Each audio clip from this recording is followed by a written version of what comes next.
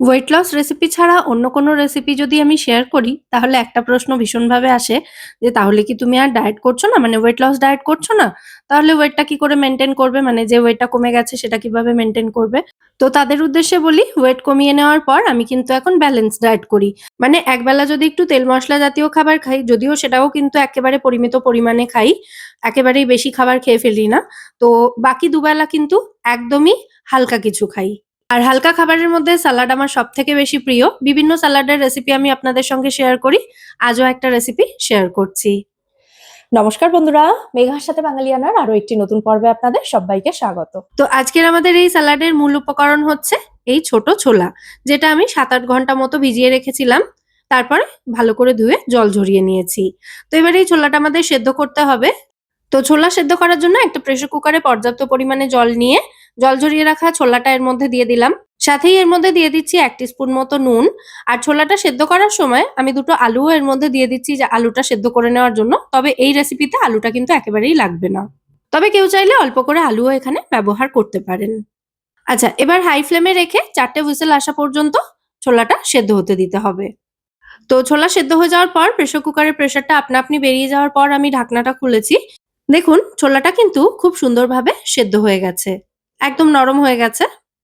ছোলা সেদ্ধ করা এই জলটা না ফেলে দিয়ে কোনো তরকারিতে ব্যবহার করে নিতে পারেন। এবার একটা কড়াই গ্যাসে বসিয়ে খুব ভালো করে গরম করে নিয়ে তার মধ্যে জাস্ট ১ টিস্পুন মতো সর্ষের তেল দিয়েছি। তেলটা ভালো মতো গরম হয়ে যাওয়ার পর এর মধ্যে দিয়ে দিচ্ছি একটা মাঝারি সাইজের ঝিরি করে কেটে নেওয়া পেঁয়াজ। পেঁয়াজটাকে কিন্তু খুব বেশিক্ষণ সময় নিয়ে ভাজতে হবে না। পেঁয়াজের ক্রাঞ্চটা থাকবে অথচ কাঁচা ভাবটা চলে যাবে। সেরকম একটু ভেজে নিলেই হবে। মানে জাস্ট ওই ৩০ থেকে ৪০ সেকেন্ড একটু নাড়াচাড়া করে নিয়ে তারপর এর মধ্যে দিয়ে দিতে হবে ১/২ টিস্পুন মতো আদা রসুন বাটা। আদা রসুনটা দিয়ে মোটামুটি মিনিট খানেক ভাজতে হবে। কারণ আদা রসুনের কাঁচা গন্ধটা চলে যাওয়াটা ভীষণ দরকারি। তো এটাকে পেঁয়াজের সাথে একটু নাড়াচাড়া করে নিচ্ছি। তারপর এর মধ্যে দিয়ে দেব সেদ্ধ করে জল ঝরিয়ে রাখা ছোলাটা। ছোলাটা দিয়ে সামান্য একটু নাড়াচাড়া করে ভেজে নিয়ে তারপর এর মধ্যে দিয়ে দেব কিছু গুঁড়ো মসলা। নিয়েছি সামান্য একটু নুন, ছোলা সেদ্ধ করার সময় নুন দেওয়া ছিল তাই নুনটা একটু কমই দেবেন।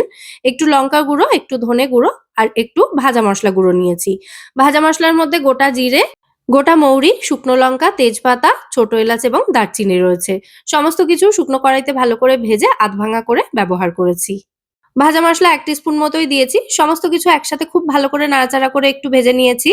ছোলাটা এখানে এক্কেবারে রেডি হয়ে গেছে। চাইলে আপনারা এই অবস্থাতেও ছোলাটা খেতে পারেন। তবে আমি যেহেতু সালাড বানাবো তাই এবার এটাকে সম্পূর্ণ ঠান্ডা হতে দেব। গ্যাসের ফ্লেমটা অফ করে দেব এবার। ১০-১৫ মিনিট মতো রাখলেই কিন্তু ছোলাটা ভালো মতো ঠান্ডা হয়ে যাবে। আমি দেখুন কড়াইটা হাত দিয়ে ধরছি মানে এটা সম্পূর্ণ ঠান্ডা হয়ে গেছে। তো এবার এর মধ্যে আরো কিছু উপকরণ আমি মিশিয়ে দেব। সবার প্রথমে দিয়ে দিচ্ছি এখানে ছোট টুকরো করে কেটে নেওয়া শসা, সাথে একটু টমেটো কুচি দিলাম, কাঁচা লঙ্কা কুচি দিলাম, পেঁয়াজ কুচি, একটু আইসবার্গ লেটুস কুচি দিয়েছি, আর দিয়েছি ধনেপাতা এবং পুদিনা পাতা কুচি। লেটুস যদি হাতের কাছে থাকে তাহলে দেবেন, না হলে দেওয়ার একেবারেই দরকার নেই, ওটা স্কিপ করবেন। যাই হোক সমস্ত উপকরণ আমি প্রথমে একবার ভালো করে মিশিয়ে নিচ্ছি।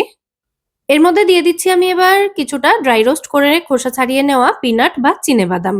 সাথে দিয়ে দেব জিভে জল আনা তেঁতুল জল। দেখে আশা করি বুঝতে পারছেন কতটা চটপটা হবে এটা খেতে। যাই হোক এবার স্বাদ অনুযায়ী একটু বিট নুন দিয়ে দিলাম। দিয়ে আবারও সমস্ত উপকরণ একবার ভালো করে মিশিয়ে দিচ্ছি। এই সময় একটু টেস্ট করে দেখে নেবেন যে সবকিছু ঠিকঠাক আছে কিনা। আমার মনে হচ্ছিল টকটা একটু কম লাগছে, তো তার জন্য আমি আরো একটু তেঁতুল জল এখানে এড করে দিচ্ছি। তেঁতুল জলের পরিবর্তে আপনারা কিন্তু পাতিলেবুর রসও ব্যবহার করতে পারেন। আচ্ছা, তেঁতুল জলটা দিয়ে ফাইনালি আরো একবার ভালো করে মিশিয়ে দিচ্ছি এবং আমাদের সালাড কিন্তু এখানে এক্কেবারে রেডি হয়ে গেছে। যে পরিমাণ সালাড আমি এখানে বানালাম সেটা কিন্তু দুজনের জন্য সাফিসিয়েন্ট। এর সাথে যদি একটু ডিম সেদ্ধ রাখতে পারেন তাহলে এটা একটা কমপ্লিট মিল হয়ে যাবে আর তার সাথে পেটটাও অনেকক্ষণ ভরা থাকবে। তো আমি এখানে দুটো ডিম সেদ্ধ করে নিয়েছি 90% মতো, মানে কুসুমটা নরম রয়েছে।